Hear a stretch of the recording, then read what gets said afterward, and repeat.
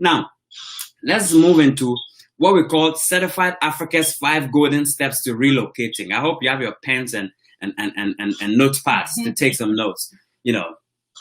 Now, in our 5 golden rules, we've broken down a number of things that throughout your planning process and then also your execution process, you need these things. You need these things to make sure that I'm on course, that I know what I'm doing. I know what I'm about to embark on. I have everything figured out. I have these things sorted out. So therefore, I can be more confident to be able to to make that jump. And we actually this is some of the things that we talk about in our course. We have a course at Certified Africa that helps people who want to relocate and move. So that's some of the things that we teach you. We take you through, and we provide you resources as well that complements these things that we're about to dive into. So the first piece in our 5-step process to relocating, I hope you have your pens down, is what we call the foundation.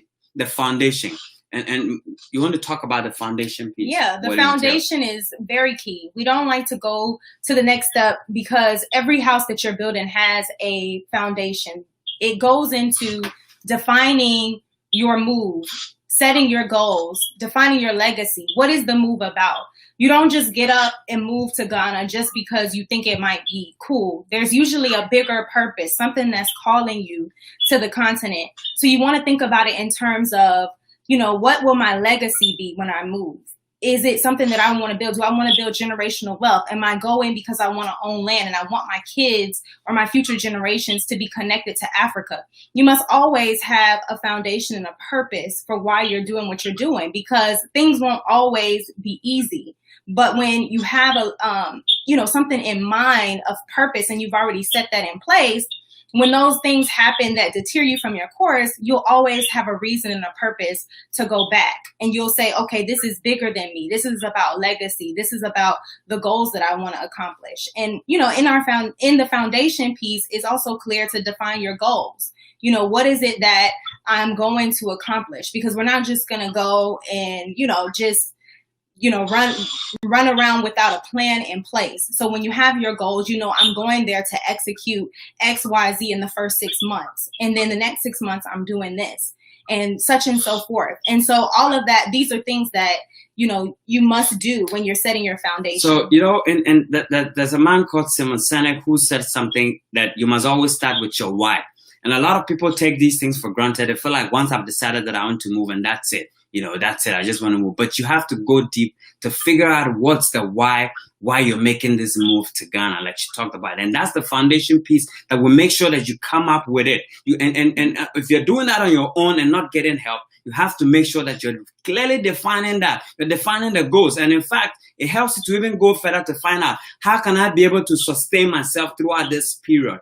Okay, because if I look at the type of life, and here's another thing I realized, that a lot of people who think of moving back to Africa, sometimes we are tempted to think that because I'm going back to Africa, I'm going to just reduce my lifestyle in terms of my ambition and what I want to accomplish. I can just deal with it because I'm tired of where I am. I met a gentleman in Miami some time back, and what he told me was, he said, look, man, I'm just tired of being in America, and I just want to go to Africa. Now he just tired and he wants to go to Africa. So what he didn't care was how he was going to live, the type of life he wants to live. If he doesn't have the same type of business or anything, provided he can survive, he's okay. So a lot of people tend to reduce the kind of person that they want to be overall in life just because they're moving to Africa and they're tired of where they are. But it doesn't have to be the case. You need to clearly define what exactly the type of life you want to live when you are there. And that helps with your planning. That's a foundation piece that you have to focus on and deal with carefully. Your dream, what kind of dream do you want to live? Once you're in Ghana, you're in Senegal, wherever you choose to go. It's very key to clearly define that in the preparation stage. And that also comes with the mental piece, the spiritual piece, and the emotional piece. In the foundation piece, you want to make sure all these things are checked. You're spiritually sound, fit to make it to Africa, so you're not frustrated. You're mentally fit, you're emotionally set, ready to go. So that once you have everything else figured out, you don't have your walls are not shaking. So that is very key that you focus on the foundation piece and the 5 golden steps to relocating. Now, the second piece to the 5 golden steps is what we call the essentials. The essentials. talk about the essentials. Yeah, so the essentials are your paperwork, all the documentation, all of the key things that you're going to need for this move. You know, your passport and your visa and the paperwork that all comes along with that, your residence permit, you know, your work permit, all of these different forms that you will need to fill out. If you're thinking about starting a business, you know, you'll have business requirements. If you're thinking about working, which we'll talk about later, you may need to apply for a work permit. You know, there's cost involved with that. So these are some of the things that you'll be thinking about when you're thinking about the essentials. Very, very, very, very key. If you have any intentions of moving to Ghana, just like any other place, there's always a lot of paperwork and documentations involved. And I think we'll touch on this eventually as we move on. But this is a second piece, which is very key, the essentials. You know, having all these documentations checked and making sure that these things are intact, because these are the things you're going to need. If you're somebody who, again, I know, let me give you an example. There are people who have this strategy where they say, okay, I don't want to necessarily get residence permit. What I'm going to do is I'm going to make sure I get a long visa. So some people get 5 years visa. So what they do is that once there is multiple entry, when they get to Ghana, when the 3 months that they can stay within the country is about to expire, they move to Togo, they just cross the border and they come back. That's somebody's strategy that they want to use to live. So of course, they don't care about residence permit and all of that. But you have to sit down to make sure that all these things are in check. How do you want to go about yours? You want to be that type of person who want to enter Togo and come back and have another 3 months and be rotating in that respect? Or you just want to go ahead and do the resident permits with whichever institution you have to do that, like immigration, and get it sorted out. Okay, so these are things, again, that we help people with in terms of the details, the nitty-gritties of what goes into it. But if you're doing this on your own, you have to make sure your paperwork checks out. And we'll talk about that, I think, some more. Driver's license, bank accounts, all of the day-to-day things that, of course, we take for granted here. You will now need to make sure that you register for all of these things when you relocate as well. All right. So the next thing that you want to look at in the 5 golden process, the third thing that you want to look at, I hope you're noting them down. Now we'll dive into some of these things more down there. Okay. Now it's what we call the daily bread, and this has to do with everyday necessities and living in Ghana. That's what we call the daily bread. Now this, you want to touch on it briefly? Yeah. So I mean, your daily bread, you want to think about where you're going to live. What type of neighborhood do I want to be in? Do I want it to be more rural? Do I want it to be, you know, more closer to the city? What do I want it to be like? Do I want there to be a lot of food places?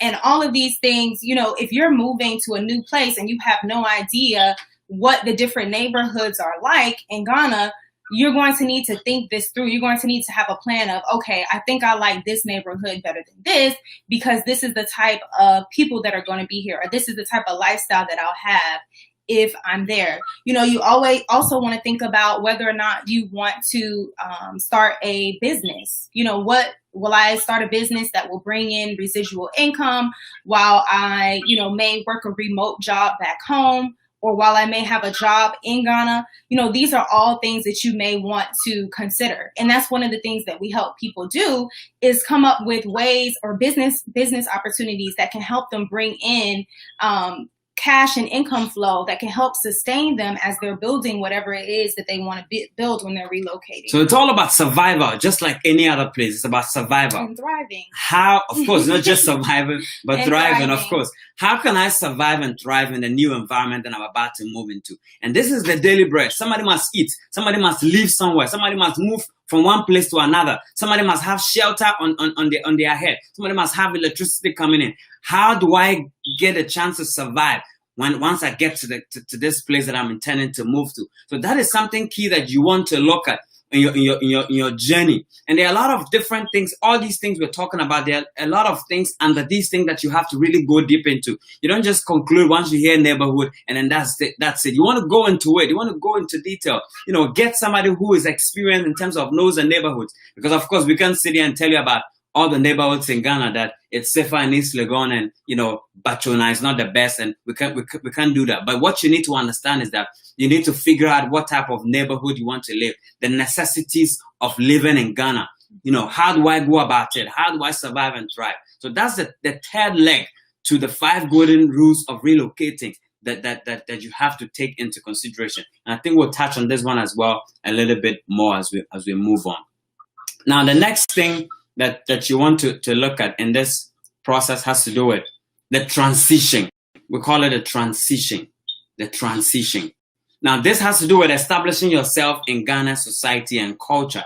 Okay, now you're going to a new place. You're new. Like when my wife first came to Ghana, one of the few things that I was so proud of her was that she realized that she's in a new environment.